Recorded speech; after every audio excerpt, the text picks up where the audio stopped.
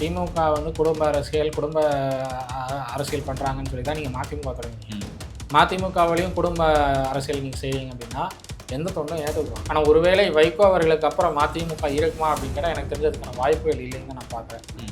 மதிமுக வைகோவுக்கு அப்புறம் மதிமுக திமுகவில் இணையத்துக்கான பாசிபிலிட்டி இருக்குன்னு தான் நான் பார்க்குறேன். விசிக வந்து பாமக வந்து அவங்களுடைய வன்னியர் சங்க மாநாட்டுக்கு வந்து அழைப்புதல் கொடுத்துருக்காங்க. அதுவும் நேரடியாக தலைவர் போகலை, அந்த கட்சியினுடைய ஒரு சில முக்கியமான ஆட்களை வைத்து திருமாவளவனை வரவேற்றிருக்காங்க. தலித் சமூகத்துடைய வாக்குகளையும் நம்மளால் அறுவடை செய்ய முடியுமா அப்படின்னு ஒரு டெஸ்ட் பண்ணுறாங்க. அது ஏற்கனவே 2011 தேர்தலில் அந்த டெஸ்ட் தோல்வியை தெரிவிச்சு திருமாவளவன் அவர்களே அவருடைய வாக்கு வங்கியை காப்பாற்ற முடியாத நிலத்தில் தான் இருக்காது. இப்போ நிறைய கட்சிகள் நம்ம ஒப்பிட்டு பார்த்தோம்னா ஒரு ஒற்றுமை ஒன்று இருக்குது. திமுக, அப்புறம் பாமக, அப்புறம் இவங்க வைகோடைய கட்சி, அப்புறம் தேமுதிக, அதெல்லாம் ஒப்பிட்டு பார்க்கும்போது கட்சி ஆரம்பித்த தலைவர்கள் இருப்பாங்களே, விஜயகாந்த், வைகோ, கருணாநிதி கட்சி ஆரம்பிக்கல, ஆக்கிரமிச்சாரு அப்படின்னு சொல்லணும். இப்போ இவங்க எல்லாருமே நல்ல அரசியல் பண்ணிட்டு மக்கள் மத்தியில் ஒரு பிரபலம் அடைஞ்சிட்டாங்க. ஆனால் அவங்களோட பசங்களால வந்து இந்த கட்சியை வழி நடத்த முடியல. அவங்க பசங்க வந்து தோத்து போயிடுறாங்க, அரசியலும் தோத்து போயிடுறாங்க, கட்சி நடத்துற விதத்திலும் தோத்து போயிடுறாங்க. இதை நம்ம எப்படி எடுத்துக்கிறது? வாரிசு அரசியலுக்கு மக்கள் முற்றுப்புள்ளி வைக்கிறாங்கன்னு எடுத்துக்கலாமா? ஸ்டாலினுக்கு அப்புறம் உதயநிதி தான் அப்படிங்கிறது கன்ஃபார்ம் ஆயிடுச்சு. உதயநிதிக்கு அப்புறம் பின்பநிதிங்கிறது கன்ஃபார்ம் ஆயிடுச்சு. அதனால வந்து அவங்க வேற தலைமை மாறி போக மாட்டாங்க. அந்த கட்சியில உழைத்த நபர்கள் அப்படின்னு சொல்லி பல பேர் இருக்காங்க. உதாரணத்துக்கு தமிழன் பிரசன்னா இருக்காரு, ராஜீவ்காந்தி இருக்காரு. இவங்களெல்லாம் விட்டுட்டாங்க போய் இன்பநிதிக்கு போய். தமிழன் பிரசன்னா கருணாநிதி மருத்துவமனையில் சேர்ந்த போது அப்பான்னு கத்திக்குப்பாங்க, ஞாபகம் இருக்கா? அதனால சொல்றேன். அதுக்கப்புறம் என்ன தமிழன் பிரசன்னா? சரிங்க, ராஜீவ்காந்தி இருக்காரு. இப்பதான் தீவிரமான திராவிட இல்ல இப்பதான் நான் ராஜீவ்காந்தி ட்விட்டர்ல போய் பொழந்துட்டு வரேன். ராஜீவ்காந்திக்கு வந்து தெளிவான புத்தியே இல்லை நான் சொல்லுவேன். என்னங்க, ஒரு விஷயத்தை ஆய்வு பண்ணி தெளிவா பிளேஸ் பண்ணணும். அதுக்கு பேர் தான் அப்பதான் வந்து அரசியலை சாதிக்க முடியும். தெளிவே இல்லாம குருட்டாம் போக்குல என்னத்தையாவது எழுதிட்டு போகக்கூடாது. என்னத்தையாவது எழுதிட்டு போனா எல்லாரும் ரசிப்பாங்க, எல்லாரும் பாராட்டுவாங்கன்னு போனா கடைசியில பூஜ்யமாக தான் போய். இடமலம் நேயர்களுக்கு வணக்கம். நான் உங்கள் பர்த் பேசியிருக்கேன். தொடர்ந்து தமிழ்நாட்டில் வந்து திமுக மட்டும் தான் இங்கே வந்து குடும்ப கட்சி அப்படின்னு சொல்லிட்டு இருக்கோம். அப்படிலாம் கிடையாது. அதுக்கு முன் உதாரணமாக கொஞ்சம் கூட சளைக்காமல் வைகோ அவர்கள் அவருடைய புள்ளன்னு சொல்லி 2 பேரும் ஒரு கட்சி நடத்திட்டு இருக்காங்க. இப்போ 2 பேர் நடத்தக்கூடிய கட்சியில் ஒரு பிரச்சனை வந்து துரை வைகோ அவர்கள் கட்சியை விட்டு நான் விலகிறப்பா அப்படின்னு ஒரு விஷயத்த பண்ணியிருக்காரு. இன்றைக்கி அதை பற்றி பேசுறதுக்காக ஹரிஷ் அவர்கள் தான் நம்ம கூட நினைச்சிருக்காங்க. பிரதர் வணக்கம். வணக்கம். எப்படி பார்க்குறீங்க இந்த குடும்ப ஆட்சியை? குடும்ப கட்சின்னா அதில் இருந்தது 2 பேருங்க. 2 பேரில் ஒருத்தர் நான் பதவி விட்டு விளையாடுறேன்னு சொல்கிறாரு. அதுதான் வைகோ கொஞ்சம் டென்ஷன் ஆகிடுச்சுன்னு நினைக்கிறேன். ஏன்னா இருக்கிற 2 ஓட்டும் போச்சுன்னா கட்சி எதுக்குன்னு கேட்பாங்கல்ல. சரி. ஸோ அதனால் அந்த ஒரு டென்ஷனில் தன்னுடைய மகனை கூப்பிட்டு நீ எதுக்கு ரிசைன் பண்ணுற அப்படின்னு கேட்டிருக்காரு. அது பேச்சுவார்த்தை போயிருக்கு. நாளைக்கு டெசிஷன் சொல்லுவாங்க அப்படின்னு சொல்லி இப்போ அனௌன்ஸ்மெண்ட் பண்ணியிருக்காங்க. நாளைக்கு எனக்கு தெரிஞ்சு எப்படியும் மல்லை சத்யா கட்சியிலேருந்து நீக்கம் அப்படின்னு சொல்லி அந்த 2 ஓட்டில் 1 ஓட்டை கட்சி விட்டு நீக்கிட போகிறாரு.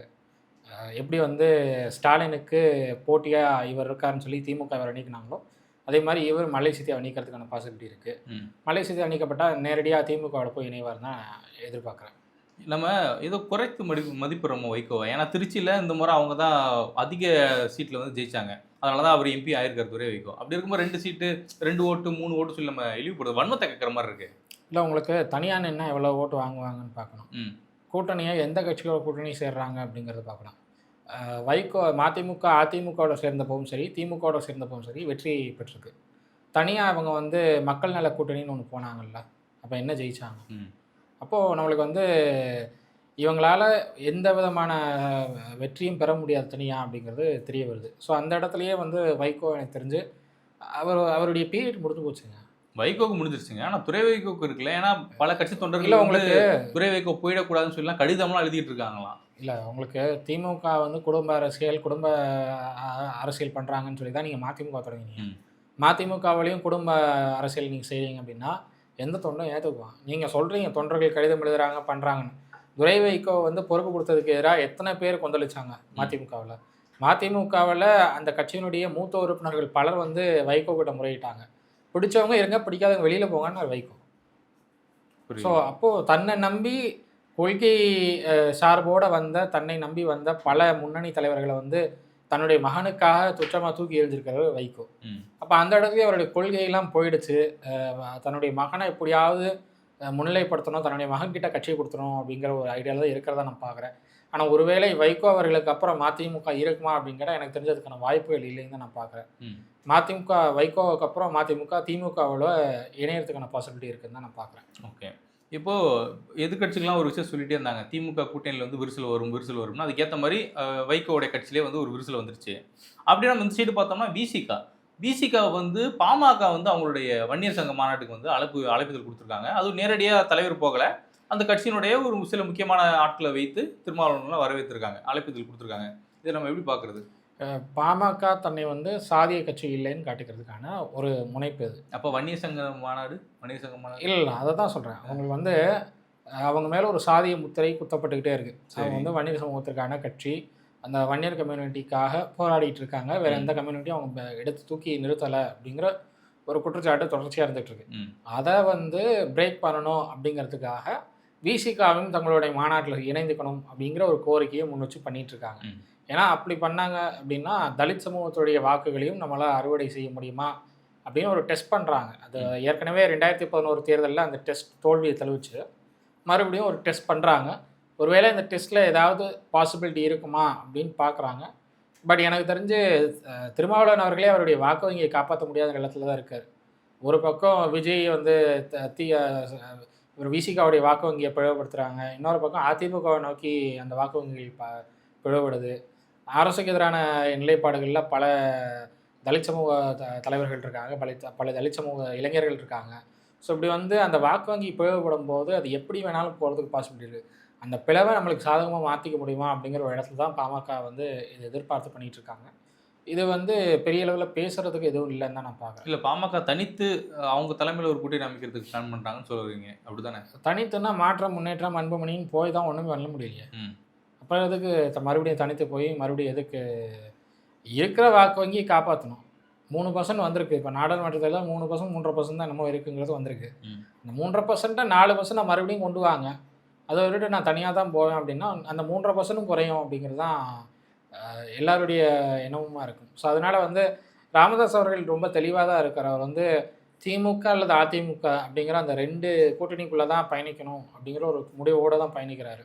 அன்பில் ராமதாஸ் அவர்கள் மத்தியில வந்து அமைச்சர் பொறுப்பு கிடைக்குமாங்கிற ஒரு அந்த தாட்லயே தான் இருக்காரு. பட் அது இப்போதைக்கு எனக்கு தெரிஞ்சு என்டிஏவும், ஏடிஎம்கேவும் ஒண்ணா ஆகுறதுனால, மைட் பி அவங்களுடைய பிரச்சனைகள்லாம் உட்கட்சி பிரச்சனைகள்லாம் கொஞ்சம் சால்வ் ஆகி ஏடிஎம்கே அலைன்ஸ்லயே கன்டினியூ ஆகும்னு தான் நான் பார்க்குறேன். இப்ப நீங்க சொல்றத பார்த்தா, இவங்க பாமக வந்து வன்னியர் மக்களுக்கே எதுவும் பண்ணல. அவங்க குடும்பத்துக்கு மட்டுமே பண்ணிக்கிற மாரி இல்ல தெரியுது. அதுவும் கிட்டத்தட்ட ஒரு திமுகவினுடைய ஒரு 2.0 அப்படின்ற மாரி தானே தெரியுது நமக்கு.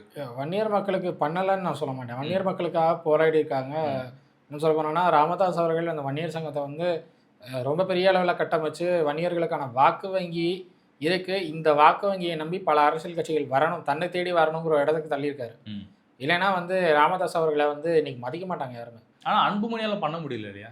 ராமதாஸ் அவர்கள்ட்ட இருந்து கத்துக்கணும். அன்புமணி ம். அவர்கள் கத்துக்கல. அன்புமணி அவர்கள் எப்படின்னா, தனக்கு என்ன தேவைங்கிறத தான் பார்க்குறாரே தவிர, தன்னுடைய சமூகத்திற்கு என்ன தேவைன்னு பார்க்குறது இல்ல. ம். அந்த அந்த இடத்துல கொஞ்சம் மாறுபட்டு நிற்கிறார் அன்புமணி ராமதாஸ். ராமதாஸ் வந்து கொஞ்சம் யோசிச்சு தெளிவான முடிவுகள் எடுக்கிறாரு.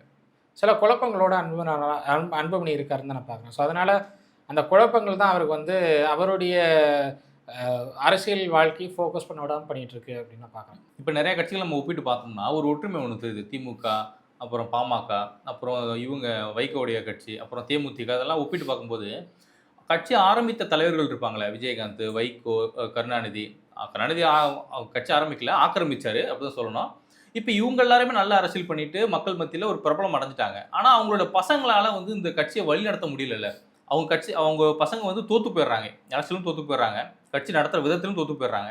இத நம்ம எப்படி எடுத்துக்கிறது? இல்ல எனக்கு வாரிசு அரசியலுக்கு மக்கள் முற்றுப்புள்ளி வைக்கிறாங்கன்னு எடுத்துக்கலாமா? இல்ல எனக்கு அப்படி தோணல. வாரிசு அரசியலுக்கு மக்கள் முற்றுப்புள்ளி வைக்கிறாங்கன்னா, உதயநிதியை தேர்ந்தெடுக்க மாட்டாங்க. ம். உதயநிதி தேர்வு செய்யப்பட்டார். ஆனா சட்டமன்றத்துக்கு தேர்வு உதயநிதி செய்யப்பட்டார். தலைமையில இருக்கக்கூடிய சில நிர்வாகிகள் கூட லோவா தானே போயிட்டு இருக்காங்க. கட்சி வந்து கொஞ்சம் தோய்வு நிலையில தான் போயிட்டு இருக்கு. உங்களுக்கு கட்சியினுடைய அடுத்த கட்ட தலைமையை வந்து வலுப்படுத்தணுங்கிற எண்ணம் இருந்தா மட்டும் தான், ம். அவர் கீழ இருக்கிற நிர்வாகிகள் வந்து கொஞ்சம் சுறுசுறுப்பா வேலை பார்ப்பாங்க. ம். அந்த நிர்வாகிகள வந்து வலுப்படுத்தினா, நம்மளுக்கு எதிரா அவங்க வந்துருவாங்களோங்கிற ஒரு பயம் இருந்துச்சுன்னா, அத வலுப்படுத்துறதுக்கு உதயநிதி கூட ஆர்வம் காட்ட மாட்டார். ம். ஸோ அதனால அந்த இடத்துல வந்து தனக்கும், தன்னுடைய தந்தைக்கும் பிரச்சனை வரக்கூடாது அப்படிங்கிற ஒரு எண்ணத்துல உதயநிதி பயணிக்கிறார் அப்படின்னு தான் நான் பார்க்குறேன். தேமுதிகவை பொறுத்தவரை வந்து எனக்கு தெரிஞ்சு விஜய் பிரபாகரன் ஜெயிச்சிருக்கணும் நாடாளுமன்ற தேர்தல்ல. அதான் சொல்றேன். ஜெயிக்கல. ரொம்ப க்ளோஸ் தோத்துட்டாரு. To call. அது ரொம்ப க்ளோஸ் டு கால்ன்னு தான் நான் சொல்லுவேன். ம். 3000 ஓட்டு என்னமோ தான் வித்தியாசங்கிறப்போ வெரி க்ளோஸ் டு கால் அது. அண்ட் அது ஒரு ரிவ்யூ போட்டிருக்காரு. ஒரு பெட்டிஷன் வந்து ஹைகோர்ட்ல போட்டிருக்காங்க. அது அதனுடைய முடிவு என்ன வரப்போகுது அப்படிங்கிறத வெயிட் பண்ணி தான் பார்க்கணும். ம். பட் ஸ்டில் மக்கள் ஏற்றுக்கிட்டதுனால தான் அவ்வளோ ஓட்டு வாங்க முடிஞ்சது. இல்லைன்னா எனக்கு தெரிஞ்சு அதிமுகவோட போகிறப்போ பெரிய கூட்டணி இல்லை, தேமுதிக மட்டும்தான் சொல்லிக்கொள்ளும் அளவுக்கு ஒரு பெரிய கட்சியாக இருந்தது அப்படின்னு சொல்லலாம். அப்படி இருக்கிறப்போ உங்களுக்கு அந்த தொகுதியில் அவ்வளோ செல்வாக்கு உங்களால் வாங்க முடியுது. அதுவும் ஒரு 13-14 கட்சிகள் கொண்ட கூட்டணிக்கு அகெயின்ஸ்டாக, அதே மாதிரி பாஜகவிலையும் ஒரு பெரிய அலைன்ஸை ஃப்ரேம் பண்ணி போகிறாங்க. அந்த அலைன்ஸ்க்கு அகெயின்ஸ்டாகவும் உங்களால் இவ்வளோ ஓட் பர்சன்ட் வாங்க முடியுதுன்னா மக்கள் ஏற்றுக்கிட்டாங்க. அது விஜயகாந்த் அவர்களுக்காக வந்தது தானே. அவருடைய மறைவுக்கு இங்க இருக்கக்கூடிய மக்களுக்கு ஒரு அஞ்சலி செலுத்தும் விதமாக தானே ஓட்டு போட்டாங்க. அது விஜய் பிரபாகரன் அவரோட வெற்றி நம்ம எப்படி கணக்கில் எடுத்துக்க முடியும்? இல்லை, உங்களுக்கு அப்படி பார்த்தா உதயநிதியையும் மக்கள் வந்து ஸ்டாலினுக்காக தான் வந்து ஏற்றுக்கிட்டாங்க. எங்கள் ஸ்டாலின் உயிரோட இருக்காருங்க, இங்கே விஜயகாந்த் இல்லை. அவருடைய மறைவுக்கு அஞ்சலி செலுத்தும் விதமாக தான் இங்கே மக்கள் வந்து விஜய் பிரபாகரன் தேர்ந்தெடுத்தாங்க. இங்கே அப்படி இல்லை. கருணாநிதி மறைவுக்கு பிறகாகவும் அந்த திமுக கட்சி அழித்தொழிக்கப்படக்கூடிய ஒரு நிலைமைக்கு போய் அப்புறம் ஸ்டாலின் வலுப்பெற்று இந்த திமுக முன்னாடி வந்து கருணாநிதி மறைவுக்கு அப்புறம் திமுக அழியல. கருணாநிதி மறையும் போது திமுக வலுவான எதிர்கட்சியா இருந்தது. 2016 98 எம்எல்ஏக்கள். ஆமா, வலுவான எதிர்கட்சி. இந்த வலுவான எதிர்கட்சியை இவர் இன்னும் வலுப்படுத்துறேன்னு போய் தான் பெரிய கூட்டணி அமைச்சு 133 சீட்ல கொண்டு வந்து நிப்பாட்டிருக்காரு திமுக. இல்லைன்னா அவ்வளவு சீட்ஸ் வரதுக்கான பாசிபிலிட்டி இல்லை. அந்த வலுவான கட்டமைப்பு கட்சியும் வந்து கருணாநிதி உருவாக்கி கொடுத்தாரு. அதனால வந்து ஸ்டாலினால அதை கொண்டு போக முடியுது. விஜயகாந்த் அவர்கள் நாடாளுமன்ற தேர்தலில் ஸ்டாலின் தலைமையில தான் இங்க ஆட்சியா அமைஞ்சது. அதாவது இங்க வெற்றி பெற்றாங்க. அப்போ ஸ்டாலினுக்கும் அந்த கட்சி இருக்கு. ஆனா உதயநிதிக்கு அப்படி ஒரு கேள்வி வருது. நான் அதான் கேட்கிறேன். வைகோவா இருக்கட்டும், ஸ்டாலினா இருக்கட்டும், விஜயகாந்த் இவங்க எல்லாருமே வந்து ஒரு தீவிர அரசியல் முன்னெடுத்தாங்க, ராமதாஸ் உட்பட. அவங்க மக்களை போய் சந்திச்சாங்க, மக்களுக்கான ஒரு அரசியல் முன்னெடுத்தாங்க. ஆனா இப்போ இருக்கக்கூடிய இளைய தலைமுறை, அவங்களுடைய பிள்ளைங்க வாரிசு அரசியல் இருக்குல்ல, அவங்க எல்லாருமே ஒரு தொழில் நிலையை நோக்கி போகிறது தானே இங்கே வந்து ஒரு. இல்லை, நான் மறுபடியும் சொல்கிறேன், விஜய் பிரபாகரன் தன்னுடைய பேச்சாற்றல் பயங்கரமாக இருக்குது. விஜய் பிரபாகரன் நான் அது பார்த்ததே இல்லை. நான் நேரில் பார்த்துருக்கேன், விஜய் பிரபாகரனுடைய கேம்பெயினே நேரில் பார்த்துருக்கேன் நான். ஸோ அதனால் விஜய் பிரபாகரனுடைய பேச்சாற்றல் ரொம்ப பிரமாதமாக இருக்குது. என்ன கேட்டால் அவர் இன்னும் பெரிய அளவில் சாதிக்கிறதுக்கான வாய்ப்புகள் இருக்குதுன்னு தான் நான் சொல்வேன். அன்புமணி ராமதாஸ் தன்னுடைய தந்தை எந்த வழியில் போகிறாருங்கிறத பார்த்து அவருடைய அரசியல் தெளிவாக புரிஞ்சுக்கணும் அப்படிங்கிறது நான் சொல்லுவேன். இன்னும் தெளிவில்லாமல் இருக்காரு, ஒரு கன்ஃபியூஷனில் தான் இருக்கார். அவர் வந்து மத்திய அமைச்சர் பதவி கொடுப்பாங்க, நம்மளுக்கு வந்து சென்ட்ரல் பார்ட்டியோடு இருந்தால் நம்ம வந்து ஏதாவது ஒரு இடத்துக்கு வந்துடலாம் அப்படிங்கிற ஒரு ஐடியாவோட தான். அப்பா மக்களுக்காக போனார், மையம் தனக்காக போகிறாரு. ஆமாம், அதுதான் வந்து இன்னைக்கு நடந்துட்டு இருக்கிறது பாமகவில். அதனால தான் 2 பேருக்கும் முரண்பாடு ஏற்பட்டு இருக்குன்னு சொல்லலாம். திமுகவில் ஸ்டாலினுக்கு அப்புறம் உதயநிதி தான் அப்படிங்கிறது கன்ஃபார்ம் ஆயிடுச்சு. உதயநிதிக்கு அப்புறம் இன்பநிதிங்கிறதும் கன்ஃபார்ம் ஆயிடுச்சு. அதனால் வந்து அவங்க வேறு தலைமை மாறி போக மாட்டாங்க. வேறு தலைமை மாறி போனோன்னா கனிமொழி அவர்களோ இல்லை வந்து தயாநிதி மாறனோ இல்லை வேறு யாராவது வந்து ரிபல் எடுத்தால் தான் உண்டு. அழகிரி கூட எனக்கு தெரிஞ்சு ரிபல் எடுப்பாரான்னு எனக்கு தெரியல. ஏங்க, அந்த கட்சியில் உழைத்த நபர்கள் அப்படின்னு சொல்லி பல பேர் இருக்காங்க. உதாரணத்துக்கு தமிழன் பிரசன்னா இருக்காரு, ராஜீவ்காந்தி இருக்காரு. இவங்களெல்லாம் விட்டுட்டாங்க போய் இன்பநிதிக்கு போய் கொடுக்க. தமிழன் பிரசன்னா கருணாநிதி மருத்துவமனையில் சேர்ந்த போது அப்பா அப்பான்னு கத்திட்டு போறாங்க, ஞாபகம் இருக்கா? அதனால சொல்றேன். அதுக்கப்புறம் என்ன தமிழன் பிரசன்னா டிபேட்லேயே பெரிய அளவில் பார்க்க முடியல. அவர் என்னைக்காவது ஒரு நாள் தானே டிபேட்டில் பார்க்குறேன். அவர் அந்த அளவுக்கு ஓரம் கட்டி வச்சுட்டாங்க தமிழ். கருணாநிதி அப்பான்னு சொல்லிட்டாரு, நாளைக்கு சொத்துல பங்கு கேட்டுருவாரோங்கிற ஒரு அச்சம் இருக்கலாம். அதனால கூட அவர் வந்து ஓரம் கட்டி வச்சிருக்காங்க. சரிங்க, ராஜீவ்காந்தி இருக்காருங்க. இப்பதான் தீவிரமான திராவிட இல்ல இப்பதான் நான் ராஜீவ்காந்தி ட்விட்டர்ல போய் பொழந்துட்டு வரேன். நீட் தேர்வை வந்து அதிமுகவும் பாஜகவும் இணைந்து கொண்டு வந்தாங்கன்னு சொல்லி ஒரு ட்வீட் போட்டிருக்காரு. நீட் தேர்வை கொண்டு வந்து 2012 ஜியோ பிளேஸ் பண்ணது காங்கிரஸ் கவர்மெண்ட். அன்னைக்கு டிஎம்கே கவர்மெண்ட் வந்து அலையன்ஸ்ல இருக்காங்க. இன்னும் சொல்ல போனோன்னா மத்திய அமைச்சரில் ஒரு பொறுப்பில் இருந்தாங்க திமுக. காந்தி செல்வன் தான் அன்னைக்கு வந்து மத்திய யூனியன் மினிஸ்டராக இருந்தார். அவர் தான் வந்து ஸ்டேட் யூனியன் மினிஸ்டராக இருந்தார். ஸோ அப்படிங்கிறப்போ அவங்க தான் வந்து நீட் தேர்வை அறிமுகப்படுத்தினாங்க. அவங்க தான் அதுக்கு ஜியோவே கொண்டு வந்தாங்க. அப்படி இருக்கப்ப நீட் தேர்வு அதிமுக கொண்டு வந்தது, பாஜக கொண்டு வந்ததுன்னு சொல்லி இப்போ தான் அடிச்சுட்டு வரேன். அதான் அந்த அளவுக்கு வீரமா ராஜீவ்காந்தி இருக்காரு. உதயநிதி கட்சி ராஜீவ்காந்தி கைக்கு போகுமா இல்லை இங்க இருக்கக்கூடிய இன்பநிதி கைக்கு? ராஜீவ்காந்திக்கு வீரமே கிடையாது. ராஜீவ்காந்திக்கு வந்து தெளிவான புத்தியே இல்லை நான் சொல்லுவேன். என்னங்க, ஒரு விஷயத்தை ஆய்வு பண்ணி தெளிவா பிளேஸ் பண்ணணும். அதுக்கு பேர் தான் அப்பதான் வந்து அரசியலை சாதிக்க முடியும். தெளிவே இல்லாம குருட்டாம்போக்கில் என்னத்தையாவது எழுதிட்டு போகக்கூடாது. என்னத்தையாவது எழுதிட்டு போனா எல்லாரும் ரசிப்பாங்க, எல்லாரும் பாராட்டுவாங்கன்னு போனா கடைசியில பூஜ்யமாக தான் போய் நிற்கும். சரி, ரைட். இதெல்லாம் ஒதுக்கி வச்சுருவோம். தமிழக வெற்றி கழகம் அவங்க வந்து அவங்களோட தொழில்நுட்ப அணியை கூப்பிட்டு ஒரு இது பண்ணுறாங்க, ஒரு கருத்தரங்க மாதிரி இது பண்ணுறாங்க, மீட்டிங் அரேஞ்ச் பண்ணுறாங்க. அதில் வந்து விஜய் அவர்களுடைய ஒரு வீடியோ வந்து ஒளிபரப்பப்படுது. அதில் விஜய் அவர்கள் சொல்கிறாரு, நீங்கள் எல்லாருமே வந்து சாதா ரசிகர்கள் கிடையாது, நீங்களாம் விர்ச்சுவல் வாரியர்ஸ் அப்படின்னு சொல்கிறாரு. அப்படி சொல்லும் போது தான் நான் வந்து சந்தோஷம் அடைகிறேன். இந்தியாவிலேயே ஒரு கட்சியோட ஐடி விங் வந்து மிக சிறப்பாக செயல்படுதுன்னா அது நம்ம கட்சியோட ஐடி விங் தான், மிகப்பெரிய ஐடி விங் நம்மது அப்படிலாம் சொல்லிட்டு இருக்காரு. இதை நம்ம எப்படி பார்க்குறது? அவருக்கே தெரியுது. இல்லை விர்ச்சுவல் வாரியர்ஸ்னு பப்ஜி கேம் விளையாடுறாங்களா? இல்ல அப்படியெல்லாம் நீங்க சொல்லக்கூடாது. அதாவது இதுவரையே ரசிகர்களா இருந்து திரைக்களத்துல வந்து அவங்க தீவிரமா செயல்பட்டாங்க. இப்போ அரசியல் களத்துக்குள்ள வராங்க திமுகவை எதிர்க்கிறதுக்கு. அப்போ அவங்க விர்ச்சுவல் வாரியர்ஸ் அப்படின்னு நாங்க வந்து பேர் இதை சொல்றோம். வந்து அதிமுகவுல இருந்து தாவேக்காக்கு போன சிடிஆர் நிர்மல் கூட ஏற்றுக்க மாட்டாருன்னு நான் நினைக்கிறேன். ஏன்னா சிடிஆர் நிர்மலுக்கு தெரியும் தமிழகத்தில் அதுவும் ஐடி விங், இந்திய அரசியல் ஐடி விங் அப்படிங்கிற ஒரு கட்டமைப்பை முதல்ல உருவாக்கின கட்சி அதிமுக. செல்வி ஜெயலலிதா அவர்கள் தான் அந்த ஐடி விங்கிற ஒரு கட்டமைப்பை வந்து உருவாக்குறாங்க. அதுக்கப்புறம் தான் வந்து மற்ற கட்சிகள் அதை ஃபாலோ பண்ணாங்க. ஸோ அப்படி இருக்கிறப்போ சிடிஆர் நிர்மல் கூட இதை ஏற்றுக்க மாட்டார். ஃபேன் பேஸ் வந்து உங்களுக்கு ஓட்டாக மாறுங்கிறதெல்லாம் அது எக்ஸ்பெக்ட் பண்ணவே கூடாதுன்னு நான் சொல்லுவேன். இல்லை, விஜய் அவர்களுக்கு தெரியுது நம்ம ரசிகர்கள் வந்து சும்மா அஜித், சூர்யா, விஜய், ரஜினி சொல்லி இவங்க எல்லாரும் தாக்கிட்டு இருப்பாங்க. இப்போ அந்த தாக்கம் இருக்கக்கூடாது, இனி போய் திமுக தாக்குங்கடான்னு சொல்றாரு. அதுக்கு முதல்ல விஜய் களத்துக்கு தானே, அதுக்கு முதல்ல விஜய் களத்துக்கு வரணும். ஏன் களத்துக்கு பனையூரில் உட்காந்துக்கிட்டோம், ஒரு மண்டபத்தில் உட்காந்துக்கிட்டோம் வந்து பேசிட்டு இருக்கிறதுனால மக்கள் கிட்ட போய் ரீச் ஆக முடியாது. நாங்கள் களத்துக்கு வரோன்னு சொன்ன உடனே அந்த தகவல் லைட்டாக தான் கசிய விட்டோம். கசிய விட்ட உடனே வேக வயலில் சம்பவத்துக்கு தீர்வு கொடுத்துட்டாங்க. பயப்படுறாங்க எங்களை பார்த்து. வேங்க வயலுக்கு உங்களுக்கு 2 வருஷம் ஆச்சா வேங்க வயலுக்கு போகிறதுக்கு? இவ்வளோ நாள் என்ன பண்ணிட்டு இருந்தீங்க? ஏங்க நாங்கள் பொறுமையாக தாங்க வருவோம். இப்போ தான் அரசியல் களத்துக்குள்ளே வந்திருக்கோம். அப்படி பொறுமையாக தான் நாங்கள் வர முடியும். சங்கத்தமிழர்னு ஒருத்தர் விசிகால இருக்காரு. வேங்க வயலையே தான், அங்கேயே தான் சேர் போட்டு உட்காந்துருக்காரு. வாட்ச்மேனாவா? அங்கேயே இருக்காரு அவர். விசிகா சார்பில் அங்கேயே வந்து இருக்காரு. தலித் சமூக மக்களுக்காக குரல் எழுப்புறோம் அப்படின்னு சொல்லி அங்கேயே தான் இருந்தார். அந்த 2.5 வருஷமா அங்கேயே தான் இருந்தார். அவர் அங்கே இருக்கும்போதே தான் இவங்க வந்து பட்டியல் மக்களை தான் குற்றம் செஞ்சாங்கன்னு சொல்லி தான் இது அறிக்கை வந்தது. ஆமா, அதுக்கு சங்கத்தமிழ் அதை ஒத்துக்கிறாரு எடுத்துக்கலாம். சங்கத்தமிழன் அதுக்காக கேட்டார்ல, குரல் எழுப்பினார்ல, காவல்துறையை பார்த்து கேட்டார்ல, அந்த வீடியோவும் வைரல் ஆச்சுல்ல. கேட்டாருங்க, என்ன நடந்தது? ஒன்றும் நடக்கல, நாங்க வரோன்னு சொன்ன உடனே இங்க திமுக அரசாங்கம் களத்துல இறங்கி ஆட்டத்தை. அதுதான் சொல்றேன், உங்களுக்கு 2 வருஷமா வந்து வேங்கவேல் பிரச்சனை கண்ணுக்கு தெரியல, பரந்தூர் விமான நிலையம் தேவையில்லைன்னு சொல்லி 1 வருஷத்துக்கு மேல போராடிட்டு இருக்காங்க, அதெல்லாம் கண்ணுக்கு தெரியல. திடீர்னு உங்களுக்கு எல்லாமே பளிச்சுன்னு கண்ணுக்கு தெரியுதுன்னா அப்ப ஏதோ ஒண்ணு நடந்திருக்கு. மேஜிக் எங்க இருந்து உங்களுக்கு பணம் வருது, எங்க இருந்து மேஜிக் நடக்குது, அதெல்லாம் இல்ல. நீங்க வந்து பிளாக்க ஒயிட் ஆக்கணுங்கிறதுக்காக அரசியலுக்கு வரீங்க. பிளாக்க ஒயிட் ஆமாங்க. இங்க எப்படி சொல்றது, இது தமிழ்நாட்டை இருண்ட காலமா வச்சிருக்கக்கூடிய திமுக கிட்ட இருந்து நாங்க அது அப்படியே வெள்ளையா மாத்த போறாங்க தமிழ்நாட்டை. வேற எப்படி ஒயிட்டா மாத்துவோம்? தமிழ்நாட்டை வெள்ளையாக்க போறாங்களா இல்ல சேர்த்து வச்சிருக்க பணத்தை வெள்ளையாக்க போறாராங்கிறது இனிமேதான் எனக்கு தெரியும். ஏங்க 10 நிமிஷம் பறந்துரு போன கொஞ்ச நாள்லயே ஒரு அதான் ரெண்டாவது நாளே வந்து திமுக அரசு ஒரு அறிக்கை கொடுக்குறாங்க. நாங்க இது பரந்தூர் விமான நிலையம் எதுக்கு வேணாம்னு சொல்றாங்க. பரந்தூர் விமான நிலையத்தினால கூட விவசாய மக்களுடைய நிலத்தை வந்து ஆக்கிரமிப்பு பண்றாங்க, நாங்க அதை எடுத்து போறோம்ன்றாங்க. சரி, ஆடம்பரம் தேவையில்லை, அத்தியாவசியம் தான் தேவைன்றாங்க. வேற இடத்த காட்ட சொல்லுங்க. இல்ல இவர் விஜய், ஆமாங்க, அது அரசாங்கம் செய்ய வேண்டியது. விஜய் போய் என்ன புரோக்கர் வேலையை பார்க்க முடியும்? பரந்தூர் விமான நிலையம் வேணாம் அப்படிங்கிறாரு.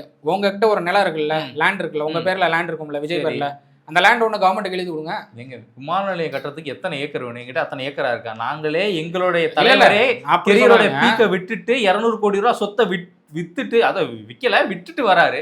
வந்து அரசாங்கம் தான் இதை வந்து பண்ணணும், நாங்க அழுத்தம் தான் கொடுக்க முடியும். அரசாங்கம் தான் இந்த இடம் வேணுமோ, அதாவது நாங்க வெறும் பேச மட்டும் தான் செய்வோம், நாங்க எதையும் செய்ய மாட்டோம் அப்படிங்கிறது இன்னும் சொல்றீங்க. இப்பதானே உள்ள வந்திருக்கோம்.